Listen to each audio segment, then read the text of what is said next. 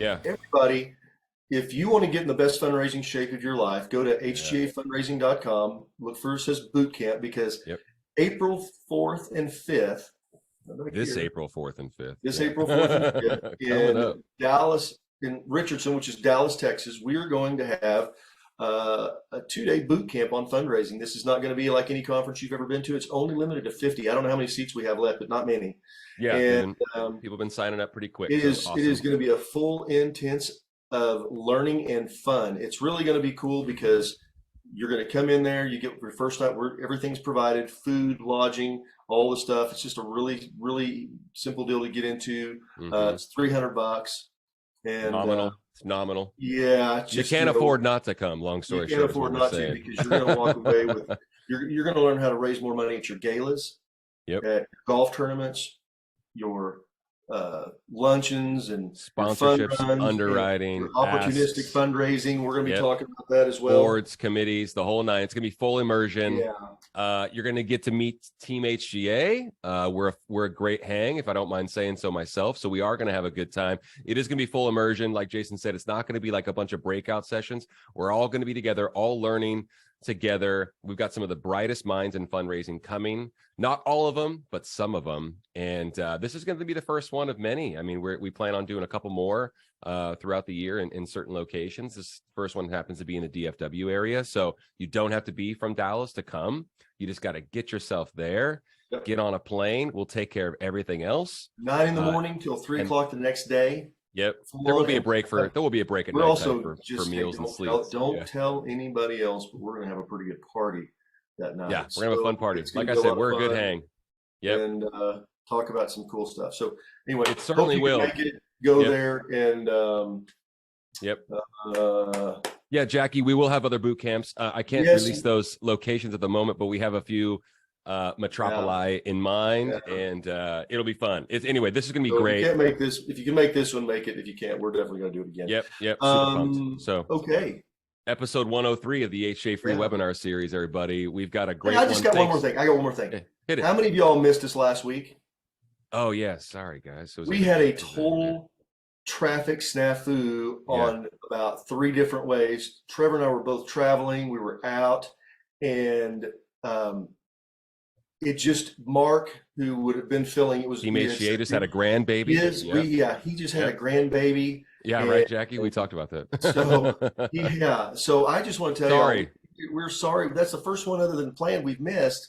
We've not had it, but it shouldn't happen again. But it was just one of those things. It was just weird. They do say absence makes the heart grow fonder. So appreciate everyone being here this week, and appreciate our guest, a friend of HGA, 100%. Been a longtime friend, a gentleman that has been raising money for nonprofits and charities for the better part of 2 decades.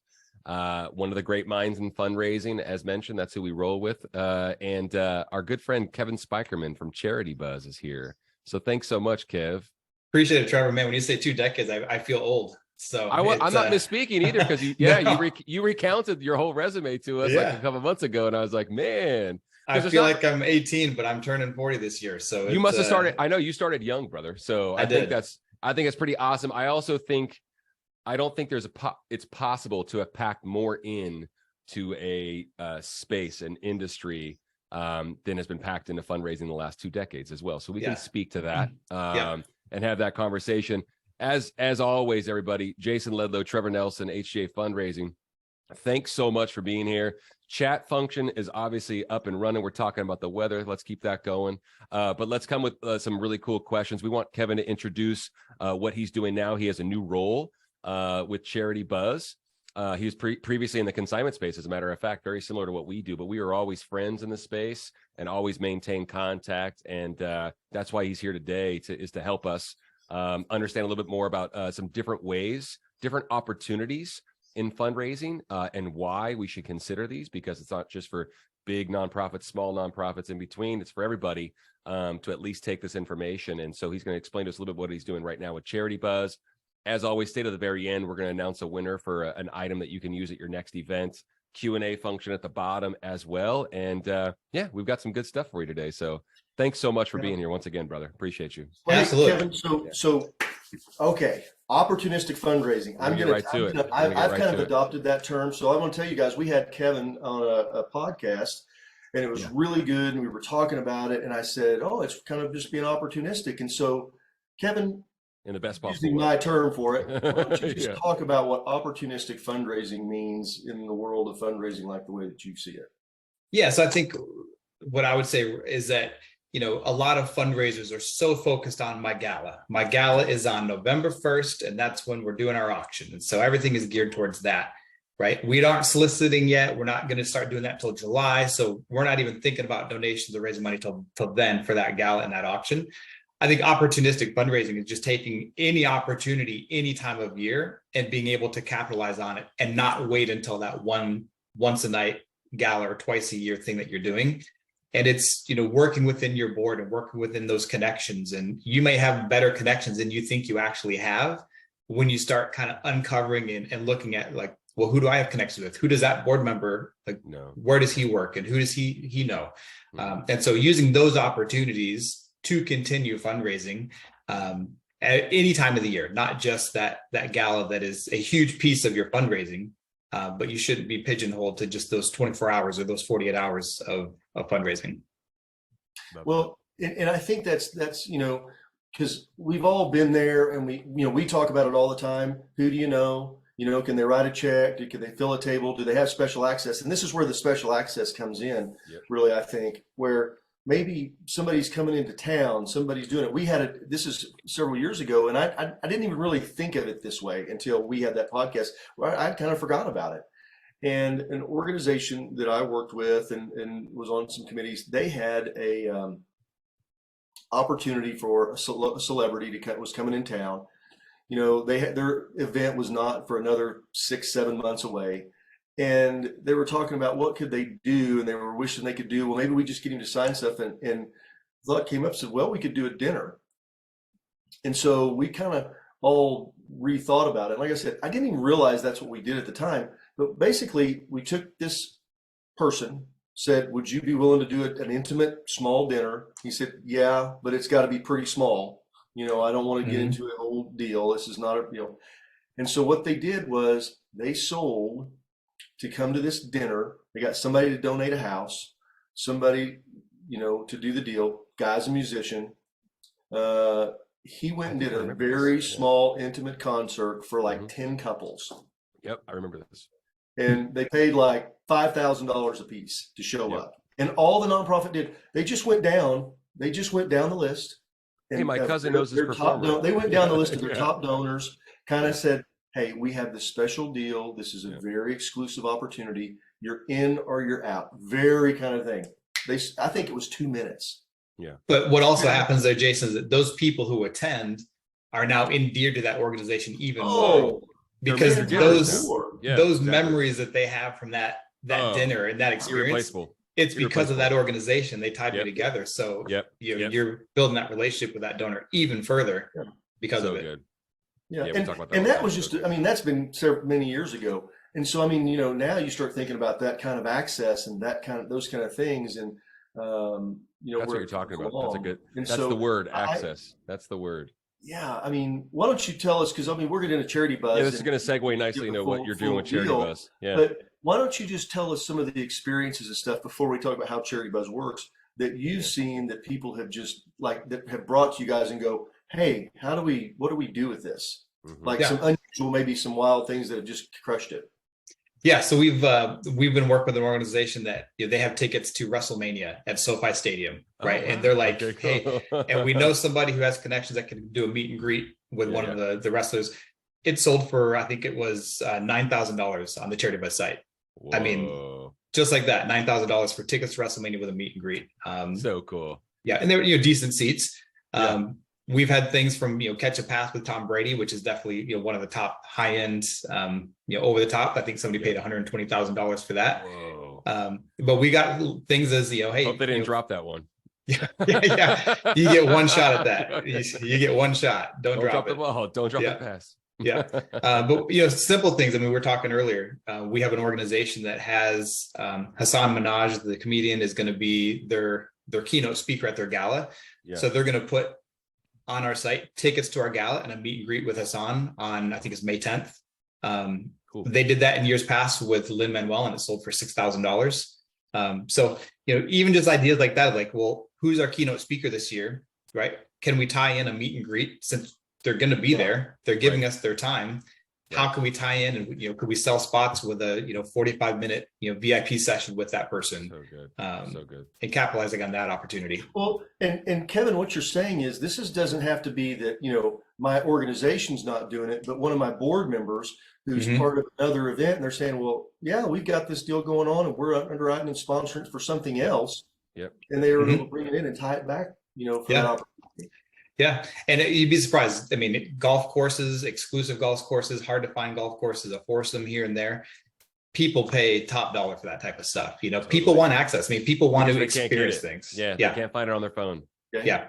Right. Why don't you go ahead and just tell us about Charitybuzz and how Charitybuzz segue. fills into this and segues into it? Because it's an incredible, very unique platform. It's a heck of a business. It does raises a lot of money for a lot of people. So that's why I wanted to start with. Yeah. So really, I think that the two things we help people with is we help people raise money and acquire new donors, right? And those are the two things that keep an executive director up at night is how am I going to raise money and how am I going to acquire new donors? So we have an amazing platform that people can take an auction item, an experience, put it up on our website, and then we market it to our 250,000 registered bidders. So what's great is that you're not limited to your database of donors. You can push them to our site to bid, but we have our own database of bidders, high net worth individuals. The net gross income of somebody on our site is like $3 million. I mean, like these are high individuals that are spending 75K, 50K, right? Put it on my card. 20,000 to catch Tom Brady. Well, I think, and that's the access that you're able to get through Charitybuzz, the software and all the stuff. But you guys have put, like you said, this is like the elite of the elite when it comes to people that are into this kind of stuff. Experiential junkies is what I would call them. Yeah, exactly. Experiential junkies. That's a great way to put it. They're looking for something cool. They can buy pretty much anything they want except for access or these type of experiences, and that's where they come. Yeah. So you're able to put up on our site. We then handle the marketing. We handle the website. We handle the timeline. We handle the payment. We handle the fulfillment. And then we basically send 80% of the winning bid to the nonprofit. And the key here is that we also share the winning bidder with that nonprofit. So, Jason, you might be the winning bidder for some item that you purchased, and it does say on there, this benefits this organization, but we're going to share your contact information since you're now a donor of that organization. So organizations are raising money on our site, but then they're also acquiring these high net worth donors when they are the actual winning bidder. Perfect. So Patty, it's the website is Charitybuzz, charitybuzz.com. Yep. And you can we'll share that with you in the show notes and all that. Yeah, stuff. And you can actually go and see stuff that they have. Yeah, go browse it. It's really fun. I mean, it's really fun. Open. I found stuff that I want that I can't afford. I still want that lunch with Gary Vee. I still want that's exactly what I was going to say. When we become uber wealthy, Jason, you can buy that for me as a gift. Yeah, well, I think what I want to make sure, bro, it doesn't work that way. I don't know if we're going to be the buyer. Yeah, what I do tell people though is that our website is not an event software, right? So when you look at like HGA Bid or like what you guys have, or the Greater Giving, One Cause, all these event softwares, you should have that, but you should also be utilizing our software because ours is where you can maybe take an item and put it on our site. So we had a organization in New York. They had a Katy Perry meet and greet and tickets to her show in Vegas donated that they were going to put in their live auction, but it just didn't fit their audience. They're just like, our audience is not going to be hyped up about this. So they took it out of their live auction, put it up on our website. We sold it for $12,500. The highest bid in their live auction was $9,000 on other items. So they were thrilled because they made more money on our site. There you go. Right. It didn't stall their auction because their audience wasn't too excited about Katy Perry.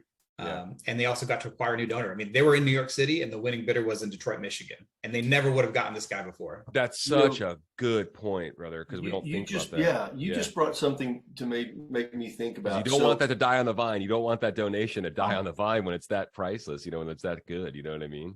Yeah. No, it does not. It does not, Becky. Great question. It does That's not. Exactly the whole thing. And that's kind of the point is that, it doesn't need to at all. Yeah. So let me give you guys a thought here. So this is something, and I'm gonna point, Kevin, maybe you've got an example of how this is. So let's say that my nonprofit, I've got a nonprofit, we're 2 or 3 years. We're not that big. We're kind of getting our wheels under us. Maybe, our highest sponsorship levels in the $10,000 range, and maybe our highest, the most we've ever sold an auction item for is $5,000. And this is truly happens. I mean, we all, we work with these folks, everybody all the time, probably folks right here on our call. But somebody on the board, somebody knows somebody has access, and it's the something. It's something that, would be seriously thoughtful. And everybody goes, yeah, I just don't know that we, and it's could do that here. And I think that's where those opportunities that you bring, because you do have people with deep pockets who can write that check for 10,000 or 20,000 or 50,000, because they are, and not miss it. And it's a really good opportunity in that regard as well. Yeah, perfect marriage in that regard. Yeah. For sure. No, in fact, I was at a fundraiser for St. Jude in Memphis, and the auction items. It was a 7-night stay in Fiji, private island experience, over the top, and it just didn't go for very well. And the auctioneer came off; she was super frustrated. She's like, "Man, we just didn't have the right bidders in the room tonight, right?" And that happens, right? They made great money on it, but she's like, "This should have sold for double." Right. Yeah. And so you need to have the bidders that'll support that. Well, I know everybody's sitting here scratching their head. Good. Can you, and you guys can go to the site Charitybuzz and start seeing all the different things. But why don't you, this is the question: what does well and what does, like I would tell somebody, like in when I'm talking to them, I said, getting some furniture from Mathis Brothers, which is a big chain, big store here in Oklahoma City, going and getting them and getting a living room suite is probably not going to do very well. It's just not, because everybody wants to go buy their own stuff. They're going to design. And because I had to sell a living room suite of furniture 20 years ago, and it was, it's even more so, you know what I mean? So what are the things that, would do well? What are the things that maybe, that have you've seen just knock it out of the park? Is it more experiential? Can it be items? Is it trips? Does it have to involve a celebrity? Like when everybody's running in there, I want to plant the seed. So when somebody comes on something, they go, oh, I found the right home for that. We had this would work perfect in this situation. Yeah. Well, I think this is just in fundraising in general, right? So I mean, yes, this is the Charitybuzz site, but this is also just in general fundraising, right? People want to experience things that they can't have access to, or they can't find somewhere else. So you have a 5-night stay in your auction to the Hyatt down in Mexico, right? I could go online and book that later. If I don't win it tonight, I can maybe find a better deal, a better price. So there's not that excitement that like I have to bid on this right now. So it's really the experiences, whether it can be as simple as a virtual meet and greet, right, with Rob Dyrdek, right, something like that. That lunch with a CEO of one of the top companies in your community. Things like that are exclusive access, once in a lifetime. Memorabilia does well with the right things that have the right authenticity. I think that's the biggest thing, is that it has to have that authenticity. Like an authentic glove signed by Muhammad Ali would probably be okay. Yep. Yeah. That would do great. So, people want to experience things. And I think, coming off of the last couple of years, when people couldn't travel and people couldn't do experiences, I think people are like, I don't know if I'm going to have a chance to do this again. So I'm going to spend the money to do it now. And I think people also have, built up vacation funds that maybe weren't spent over the last couple of years, and it's like, let's spend this money. And we're living we're living that reality right now. That's for sure. What about Betsy's question about how long is this? Why don't you give us the timeline, and then what happens if something doesn't get a bid? Yeah, so we always run our auctions for 2 to 3 weeks. We kind of work with the organization. What is fun is that if we do want to coincide it with an auction, we can do that. So if your event, is on May 1st, we'll run it for a week up prior.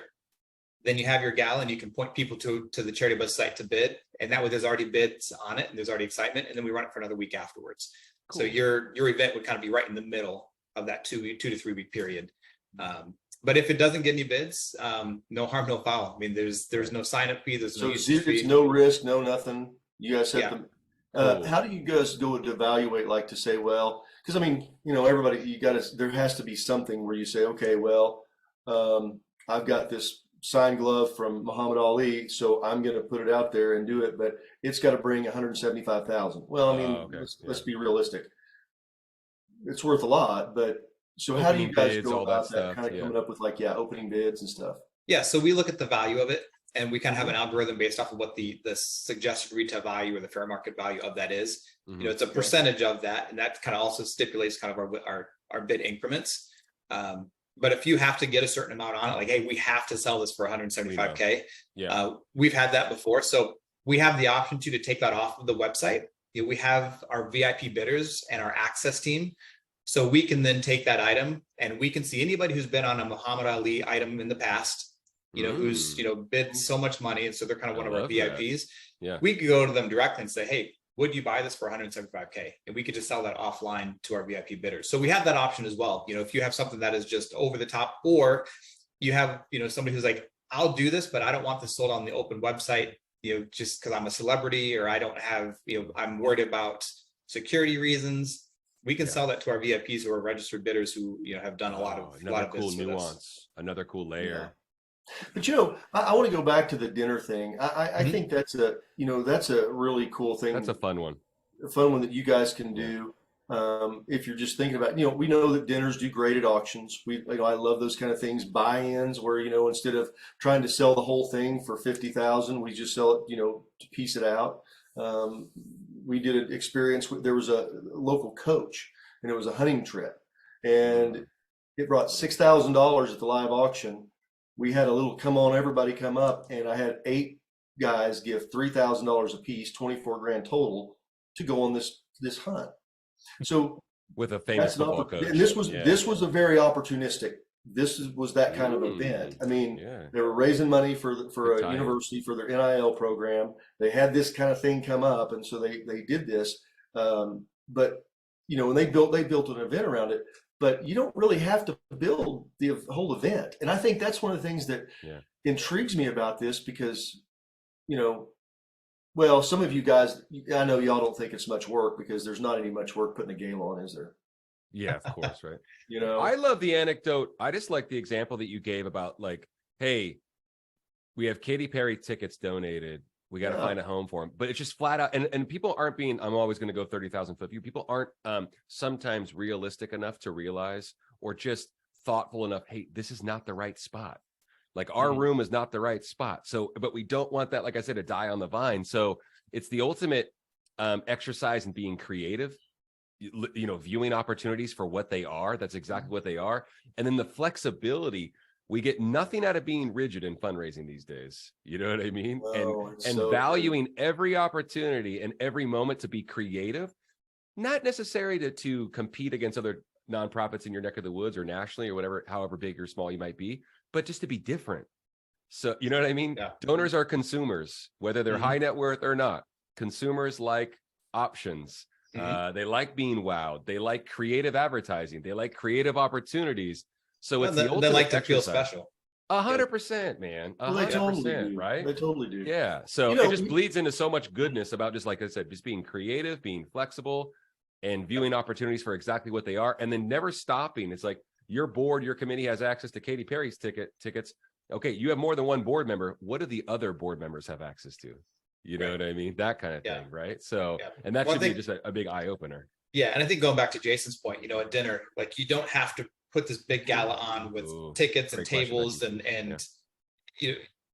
you got to think of fundraising as like, fundraising can happen any time of the year. We don't have to. I just like the 365, the 12 month pie, or the 365 day pie. You know, absolutely, that's the spot that we need to be in. You know, and I love your question, Becky. You said something. You said something though in this, and it took me a little bit for it to kind of click how that works, because, you know, let's say that I am doing the event, and I, you know, we don't necessarily have the right people in the room, but I want the publicity for it. Because this is going to get a lot of eyes on our organization, just for simply because the celebrity, the thing, whatever that thing is. You know, we're going to have a pass with Tom Brady. Well, you know, our little organization of 3 people, but it just so happens that, you know, one of the ladies' brother is Tom's best friend, you know, trainer's best friend, and he got this deal for us. Oh my gosh, it's incredible. And I'm just making, you know, I'm riffing here. But that's how it works. Yeah. But all of a sudden, you get the best of both worlds. We put that on Charitybuzz, run that within our event, and we get all the juice from it, from a publicity and eyeballs on it, but we also get access to all the donors or the bidders, the deep pockets that have Charitybuzz. So that's kind of how that would work, right? Mm-hmm. Correct. Exactly. Yeah. And you can run it, like I said, in correlation with, so that way, yeah, your bidders are bidding, but they're also bidding with our 250,000 bidders as well. Boom. Right. So, yeah, you know, you're opening up. Yeah, no, that's what I'm saying. So if you do have somebody who shows up, but you get the best of both worlds, because that's what we talk about all the time, is we've had a lot of people who have had a lot of success because, you know, they're advertising what they're doing. They're saying, this is what we have. And people go, oh, that's some pretty cool stuff. Yeah. We always say, how do you get people this deal is, how do I get rich people to come to my event? Yeah. Have an event that rich people want to come to. Yeah, precisely. Venue, menu, cool stuff. Yeah. Becky, I love Becky's question. I think that, for sure. I mean, asking, you know, Kevin, what something like what you had in mind, Becky, has gone for in the past, something similar, if there's any similarities or whatnot. Do you see Becky's question, Kev? Let me see here. What advice what she said is, how do I get my executive director to put something on? I'll tell you what I think. You have nothing to lose. Yeah, good point. You have nothing to lose. Yeah. Nothing. Well, and I think, you know, Becky, I think it's also that second piece of, you know, hey, we've tried this on our site before with our donors. Let's put it on their site. Let's see how it does. But we're also, whatever that winning bid is, we're going to acquire that new donor and that high net worth donor. So now we can solicit them for future donations, bring them into our world. Mm-hmm. So it's not just a one-time fundraising. It's you're acquiring that new donor that you can now solicit and you know, try to bring into your world, have them support you for years and years to come. I love it. Yeah. Randall had a good question. When you mean time limits on bidding, the 2 or 3 week window, I'm assuming. I'm pretty sure that's pretty common. Like you said, Kev, you put things up online for about 2 to 3 weeks. Yeah. 2 to 3 weeks. If it doesn't get any bids, we'll close the auction and we'll reset. We'll say, hey, you know, should we try this at a different time? Let's maybe put up in a month. We have a list of kind of a calendar of events. Like in March, we're doing a golf auction. In April, we're doing a music auction. And so maybe that falls in line with that. And it's going to get a lot more marketing from our team. Traction. So you can fall in line with our marketing, you know, kind of schedule, or you don't have to. You know, you can put anything up at any time, but we are going to have some added marketing during that time. Think, chronology definitely probably plays a role, right? That sounds right. Yeah. Yep. Cool. Very cool. Randall, does that I've got a question? Yeah. I've got a question just based on hit it. What is like what is the minimum? When I say minimum, like the items kind of where you guys are kind of, that's probably a little bit too, that's just not too small for us to do. I mean, is there kind of a sweet spot where you guys, you know, it needs to be in Absolutely, that 3, 4, 5, 10,000. What is that? So we have a threshold that has to have a value over $1,000. So that's kind of our starting point of like, if it has a value under $1,000, it's probably not for our site. There are other sites that it could work really, really well on, but for ours, it's probably not going to be that. So that's our starting point. You know, from there, you know, our sweet spot is really just what is the experience. Yeah, you know, that was my follow-up question. There's not a price point that's a sweet spot. It's really what is the experience? Is it more exclusive? Is this once in a lifetime? Is this something that is, you know, extremely hard to get? You know, a round of golf at Augusta National, like, who can get that? Like somebody would spend hundreds of thousands of dollars for that, right?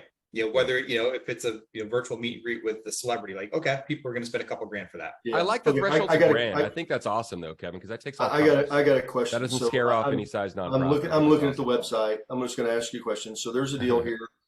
Experienced the final rounds, and it said only one left. So did you guys have more than one that you sold? Correct. Yeah. There are times we have multiples of things that we can sell. And that's something that if an organization, we want you to have multiples. And so we'll go to that second bidder and we'll sell it to a second bidder. Well, just like what we talk about with all of our stuff. But what's cool is that the organization doesn't have to make that phone call. Like we have a team that follows up, collects payment, goes to second bidder and processes it through. I love it. Randall, embellish us a little bit via chat, but during an event, he says, are online bidders subject to time limit during an event? When the online portion that Charitybuzz supports is coinciding with that kind of like gala calendar event, is that what you're saying, Randall? Sorry, buddy. Just embellish us a little bit on that question. Okay, cool. That's what he mentioned. Yeah. So I think what he's talking about, Rand, what Kevin said, you start the Charitybuzz, have let's say that you started on Sunday. the events on Saturday, and then you guys would keep Charitybuzz open a week later. A week later after that. Yeah, so we wouldn't close the Charitybuzz site the night of the event. Continue to run for another week. Cool, man. That's awesome feedback. What were you asking about? What particular item or experience were you talking about just now, Jay? What round? It's for final round of the Masters for 4. Oh, fun! Oh, they're selling it for 40,000. They've sold multiples for $40,000. So you guys have, I mean, that's those are incredible trips. So that's a lot of money for. We're not going to be able to swing that one this year, unfortunately, Jay. I'm sorry. Yeah, I know. As much as I want to go, that'd be fun. Yeah. Well, I think what. Oh, go ahead, Jason. No, please go ahead. No, I was gonna say, I think the opportunistic fundraising, right? I think it's getting people out of the world of that one auction item, that one event, that one night, and let's do a dinner in March that is going to take us a third of the time to plan and execute. We're gonna have a blast doing it. We bring money in March. Right. Now you're bringing money in March. Right. What I mean? Yeah. But I think when you talk to an ED or a fundraiser and you're like, hey, we're going to add another fundraising event to your calendar, they're like, no, like I can't take anything else on my calendar, right? Yeah. But if it's something, I don't want to say simple, right? But if it's something a little bit smaller scale that has as big or not bigger of an impact, it's worth the time. Yeah. Yeah, I think it is, especially if you guys. Well, we're talking about opportunistic. So something that just popped into my head. Who all here has a university of some significance in their of any university in your town, in your community? Just do a show of hands, because I got a question for you. I got an idea. And there it is. Okay, got 3, 4, 5. You always have great questions, Becky. Okay. We'll get to all right. So you guys we got quite a few people that have this. So here's a thought, and this is for an opportunistic fundraiser. I'm not necessarily talking about with Charitybuzz, although I mean, this is something that they could, depending on who it is, I think, and Kevin give us some feedback.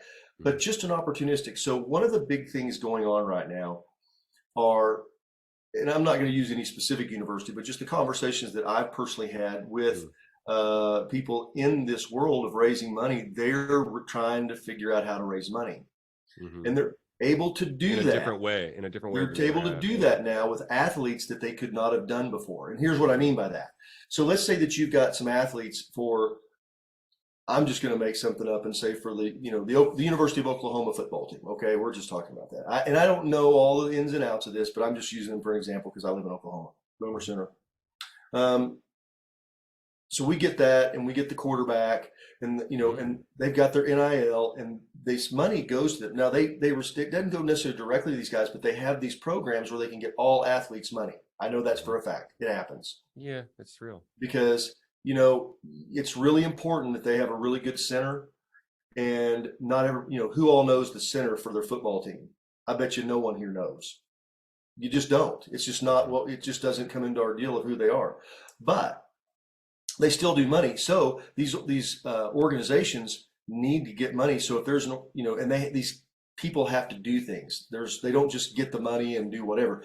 They may not be tied to a specific promotion of a specific company, but the name, image, and likeness, they do have to do certain things like be out in the community, doing community service, being putting stuff out there. So things like doing a dinner, doing a meet and greet, doing certain things like that, where you could potentially leverage that for a once in a lifetime type of opportunity within your community, have people come in and have this deal with your top donors. Because a lot of your top donors, they want access to this stuff because they like that kind of stuff. They can't get it anywhere else. They may not be able, unless they're spending a lot of money with the university, they're not going to get it. Maybe even then they don't, but there's ways around to make this happen. So, things that you're in your own community. Politicians, we did it. We did a couple of dinners. Now this was at an event, but this could be done anytime, where there were local in the state, the top Democrat, the top Republican, and they had 2 tables sold them for $10,000 a piece for a dinner. Very low impact. Anything that you could do like that. People, and it's got to be people that people want to hang with. Maybe that's access, and it sounds funny. People like to get access to that stuff, and they'll pay, especially your donors that have capacity. And that's something that anybody here can do. You guys don't have to necessarily use Charitybuzz or some donated item or something, but you can go seek this stuff out if you're kind of just keeping your eyes open to what's out there. Make a few phone calls. Open-minded to it, absolutely. You know, you've got somebody on your board who's, you know, a top donor and a season ticket holder. Well, they've got access, and the only thing they've ever gotten us before is a couple of tickets. Well, maybe we get something that there's a little more you can do and build, you know, what I say, build a fundraising opportunity around that. And you don't have to have all this promotion, all this stuff. You don't have to go have place settings and sound systems and software and do all this stuff. You know, you just pick up the phone and say, hey, hey, Kevin, that's a good point too. We've got this really exclusive event. You're one of our top donors, top supporters. We wanted to offer this to you first. We've got this opportunity to be with such and such and so on. So it's $5,000 per couple. There's only 10 of them. We're raising $50,000 for the cause. And we know you've been such a great supporter. Kevin's going to go, I'm in or I'm out. Yes or no. It's going to be that simple. Exactly. Yeah. And just because we have our golf auction coming up here in March, so we've been thinking about it. Simple as a round of golf with that coach or that quarterback. And the stipulation, coaches are a huge deal. For sure. And they all love to golf. They all love to get out and or an alumni, a famous alumni member. I think it's huge. Hey, Beverly, I'm gonna answer this. I'm gonna answer Beverly's question, Ben, and then I want to get to Becky's after you're done. Beverly, I'm gonna tell you how you do it. You go to everybody in your board and your committee and say who's got access to the. They know someone. Yeah. Who knows? Who's got somebody that's, you know, I mean, because that's where it comes from. Because they're an alumni of somewhere, they know. I know she's in Norman. Yeah, totally. But it's still about who you know. And I promise you, where you're at with all the people, the donors, and everybody you guys have, Beverly, you guys have somebody that has access. Mm-hmm. I know your organization. Silly example, Beverly, but like if I was on your board or committee, right? Like my neighbor. Like his grandpa's one of the major donors of USC football, and he gets 10 tickets to every single game. I could easily make that connection to be like, oh, I could get you 10 tickets because I know that guy who's my neighbor, right? Whose grandpa's a major donor. Like it's just, you never know the connections that'll happen. I mean, I don't have the direct connection, but I got the connection with the guy who has the connections, and I can help you out. It's a phone call. Yeah, it's a 1 degree. It's at most these days, right? Being that it's 2023, it's 1 degree of separation, right? It's not 5 degrees of separation anymore. And Beverly, I wouldn't suggest the athletes directly because I don't think that's the deal. But if you can pick up the deal, call Joe Castiglione, or you can call the coach or whatever. Call them. Yeah, but there are people, there are dedicated individuals in those athletic departments, especially with these major universities, are dedicated individuals that are doing this exactly right now to raise money. That's exactly what I'm saying. You know, the athletes, the coach, they still have to go out and do things in the community. It can't just be promoted for the university. I understand precisely. I'm saying to you guys, so don't think that, you know, they do have to go out in the community and do stuff. It can't just be, you know, they just can't pimp out the athletes to raise more money for the university. Becky, another great question. I wanted to, we're going to circle back to Becky's question. Kevin, would you answer this for us? So Becky is up in Seattle, and she had a question about if someone at the local market wins the package, do you see a trend of them continuing to support the organization moving forward, like a bidder from Florida connecting with an organization in, for instance, her neck of the woods in Seattle? Yeah, Becky, great question. And to that question, to that answer, I would say, like, they're literally on a silver platter for you to do your thing. Like this is where you can talk about your mission. You can talk about the impact that your organization is having. It doesn't matter if they're in Seattle or Florida, because like you guys are having an impact in the community and people want to support. I mean, people are supporting, you know, efforts in Africa for water, and, you know, it doesn't have to be local. So Becky, I mean, like it's a perfect situation where like you have somebody who you have their ear, they're a high net worth individual, and you can share your impact because you have something in common. Like, hey, you bought the auction item that we put up there. So we're providing it. So you're welcome. And this is also what we're doing as an impact. Would you like to join us in that? So 100% they do continue. But a lot of it is also in just how you foster that relationship with them. And the first thing I think you need to do is call that person up and say, thank you. And value proposition. Because you bought this opportunity that you love to go do. We were able to send, you know, 50 kids to camp, whatever your mission is, and make that connection. And I think this is, you know, your point's really good. I like it, Kev. Your point's so on deal. We get all caught up about, well, why would they want to do something in our community? The simple story is my daughter, who works for HGA, donated money to a dog that had born with its feet were upside down. And she donated the money for him to do the surgery to put the feet right, fix the feet for the puppy. She didn't have a clue where the dog was at, who the dog had, whatever it was, but she cares about animals. That was her cause, and she wanted to contribute because she wanted that part. Yeah. And we're seeing that now more than ever. Yeah. Ever. Yeah. That your cause is your cause. And people, you can attach their heartstrings, whether they're, heartstrings stretch all over the world. Yeah. So please don't let that be something that's going to hold you back from raising money. Yeah. Now you're talking about, the human side of it, of course. Right. And so the connectivity is obvious because we have so much working for us in that regard, right? From a technology standpoint. And this is just, is it off the beaten path a little bit? If you don't mind me saying so, I'm not trying to be disparaging by saying that. Sure, I guess, depending on how you look at it. But if you're looking at things, glass half full, very optimistic view of fundraising, very creative and flexible way of fundraising, it's right in your wheelhouse. Becky, another great question.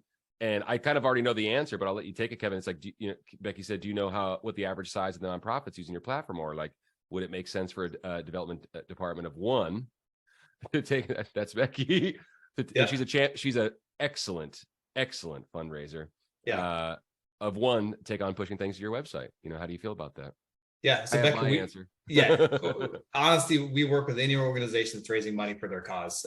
We work with, St. Jude, Leukemia and Lymphoma Society, all the way down to, the local Little League team that has access to an MLB player because he was an alumni, right? Yep. So, Yep. It does not matter the size. It really just kind of matters on, your reach and your network that you can get. So, the smaller the better in terms of just, you may have some amazing access because of your friends and connections, and you might raise more money than a Big Brothers, Big Sisters on our site just because of your access. The impact, right? Dollar for dollar could be massive. Yeah, so your organization size does not dictate how much money you can raise on our site.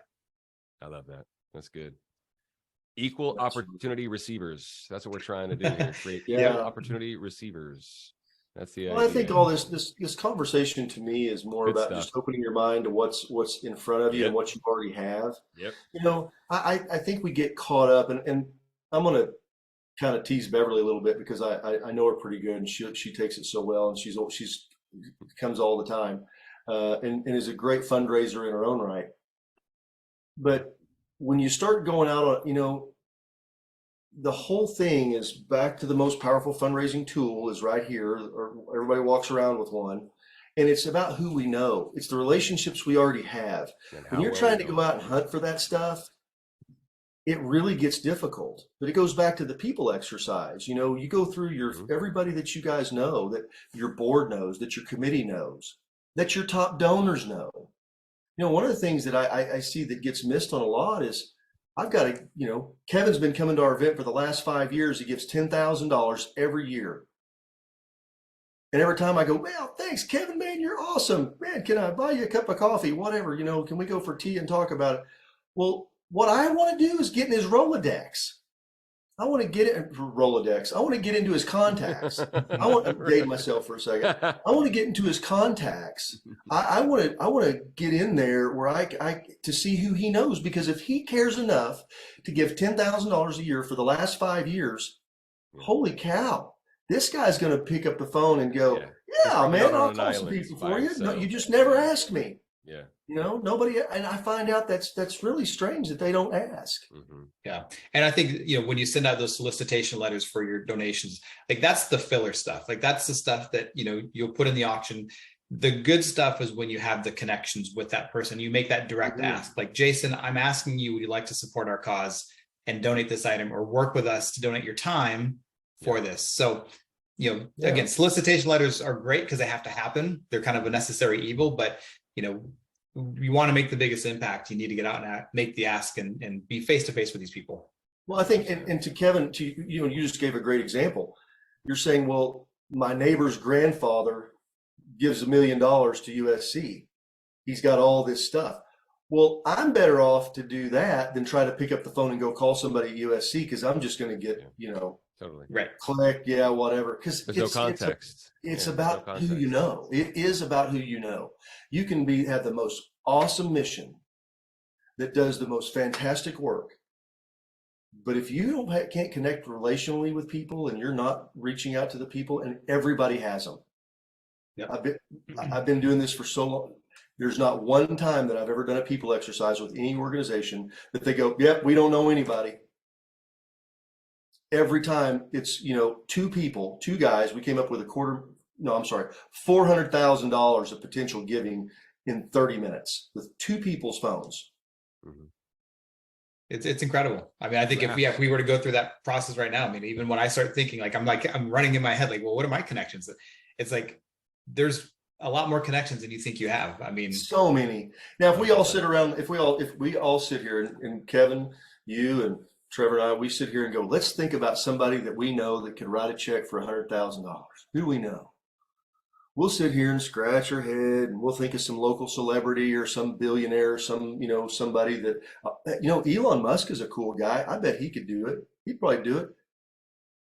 What do you think? Let's try to send him a tweet. I mean, unless you can pick up your phone and say, hey, Elon, Jason, need some money.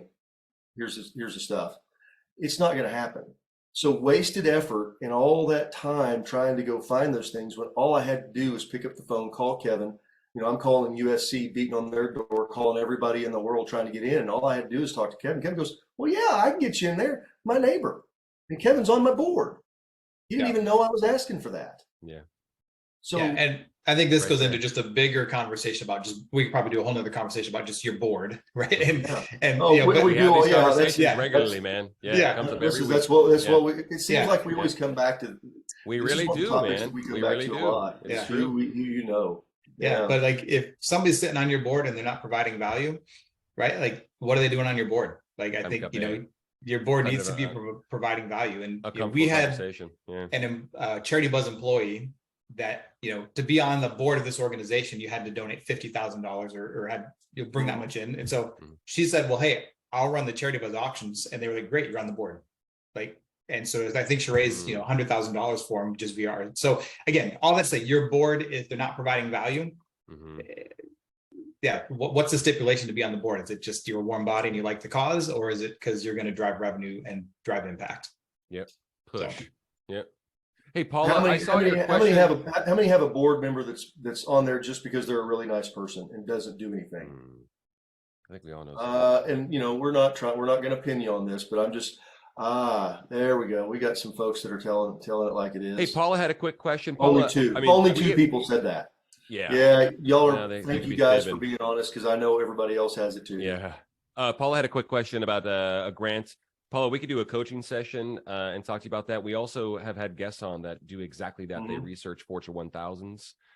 We just had Lori Zoskraska on, and we're happy to make that introduction. That's what she does for a living. So happy to do that. I saw your question. Speaking of grants, just to kind of tie in the money that Charitybuzz sends to your organization. So we're a registered professional fundraising company with the Department of Justice. And so all the money that's raised on our site, we then send to the Pledgeling Foundation, and then the Pledgeling Foundation writes a check for that 80% via an unrestricted grant to your organization. Oh, so cool. You'll see the funds via an unrestricted grant from the Pledgeling Foundation. That's good. That's good house cleaning stuff. Thanks, Kev. That's awesome. That was good for folks to know. Beautiful. It's so funny. Like Jason just said, it's like we always come back to it's who you know and how well you know them. And it's got to be that way, and that's the mindset that we have to have for sure. Cool. Good stuff. Any last call for questions, because we're not going to keep anybody past an hour. We're not going to keep you, Kev. I appreciate your time. Hey, I got a question. How do we get a hold of you, Kevin? Oh, okay. That's a good one. My cell phone or email are always available. I'm also on LinkedIn. But my email is going to be Spykerman, and that's obviously my name there with a Y. At charitybuzz.com, or my cell phone. I'll even drop it here in the chat. Is thank you. We're gonna copy you. We're gonna copy you on the recording, and everyone's gonna get your email and all that good stuff. But you can definitely put your cell in there if you want. So it'll go out to not just people here, but everybody who registered, because we send this. It goes out to a big audience. So that way we can do that as well. It's really good stuff. We're gonna give away something here in just a second, but I'm not going to just yet. Any final questions? Come on, you guys got to have something. Everybody on here. Well, I think just in general, Jason. I mean, I appreciate you guys bringing me on. Talking about Charitybuzz and opportunistic fundraising, but you guys are here to support organizations in their fundraising. I'm here to support them in their fundraising, whether that's Charitybuzz or not. If you need a recommendation for an auctioneer, I know you guys have recommendations. I've got plenty of recommendations. If you're looking at, different software companies, you need, hey, which one is better than the other? Do you have any, I have plenty of opinions on these things just being in the space. So, you guys are here to support these organizations. I'm also here to support them as well. So anything that I can do to answer questions or just be there to support. I want to just say, Kevin has got so much experience to share. In the trenches, man. Been in the trenches around this world, seeing this, has worked with, groups from coast to coast and top to bottom. So he's really, really got a great, tremendous wealth of knowledge. And we're really grateful you could come on, Kevin. Thank you so much. And that's why we get along so well, is because we're all so willing to help. So whatever everybody needs, reach out to us, email us. We're always here to help, no matter what. And, well, I'll just say, just in general, if any company is not there to support you and it's all about the sale and it's all about them, they're not the right company for you, right? You need people 100%. Who are in partnership with you. Yeah, and so 100%. That's what you're looking for. Thank you. We appreciate that. And sign up for the boot camp. No.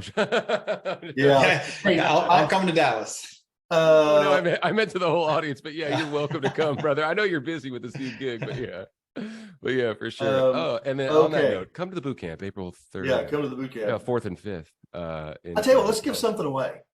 Yeah, 100%. All right, I've got the drawing pulled up. I've got it right here. And thanks, Jackie. Oh, I'm going to say the name. I'm probably going to mess this up. Macroyce Corbett.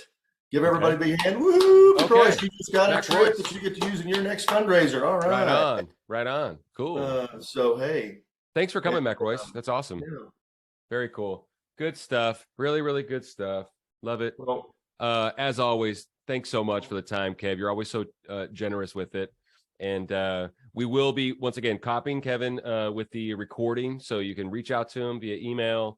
Obviously, gave you his telephone number as well. So please reach out. And I'm sure if anyone else has any other questions, you'll be happy to respond. So yeah. And if you do want to sign up for one of those coaching sessions, absolutely no. I mean, this is totally 100%. There's no charge, no sale. You don't need to use our stuff. We just want you to feel like you can do that. If you're catching this on a recording, you got a comment, send us an email. Yeah, please do. Make a comment for it. We want to get that feedback. And by all means, please. Appreciate your time. One other house cleaning thing. I mean, we did a great episode, a great podcast with Kevin on Hey Nonprofits Raise More Money. We keep dripping out 2 a week, and we've had some awesome guests on. Yeah, I like to say off the beaten path, just because if we wanted to just speak about just like a myopic focus on items and the event date and all that stuff, we've been going way deep into crazy rabbit holes about using technology to fundraise, your value proposition. We just had a great podcast with Tim. And everyone check it out. Hey Nonprofits Raise More Money. It's obviously free. And rate, review, download, share it. And these things are only like 15, 20 minutes. There's no well, we've had a couple that have gone long because they were so good, but we just had a guy from the V Foundation on, Casey from the V Foundation. That one hasn't been dropped yet, but whoa. It was and it's just like really cool timing, Kev, because the guy it's March Madness coming up, right? And with the V Foundation, it was so cool to have Casey on. So anyway, look forward to that one. Well, so I'll speak for your listeners, and I will just say thank you guys for your continued effort to continue to educate and just be a part of the community. I love seeing what you guys are putting out there from somebody who is listening in and participating from time to time. But thank you for what you guys are doing. It's great. Right on. Thank you very much. Right on, brother. Well, we take all right, everybody. Pride, hey, until next time, we will see you later. Bye, HA Nation. Sign up for the boot camp, everybody. Talk to you soon. Thanks, Kev. Means a lot, brother. Have a great afternoon, okay? Thanks, guys. All right.